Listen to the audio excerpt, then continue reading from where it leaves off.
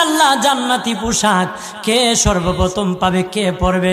নবী বলেন, আয়েশা রে, জান্নাতি পোশাক সর্বপ্রথম আমি রাসূলুল্লাহ পাবো, কিন্তু আমি নবী সর্বপ্রথম পরব না। সর্বপ্রথম ইব্রাহিম খলিলুল্লাহকে জান্নাতি পোশাক পরানো হবে। কেন জানুনি?